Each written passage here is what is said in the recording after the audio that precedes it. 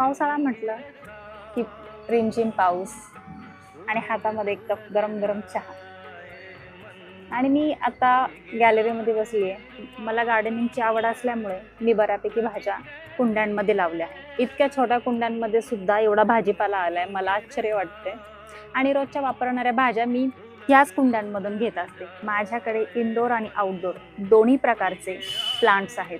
आपण जेव्हा भाज्या लावतो ना, त्यावेळेस त्यांच्यासाठी सगळ्यात महत्त्वाचं खत म्हणजे कांद्याचा पाचोळा.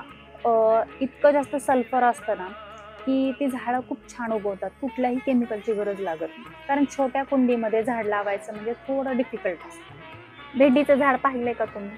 माझ्याकडे छोटीशी भेंडी आली आहे, तुम्हाला दाखवते. इथे एक आहे. की इतका छान पाऊस येतोय, त्यामध्ये हिरवे हिरवे झाडं दिसतात. त्यामध्ये एक कप चहा,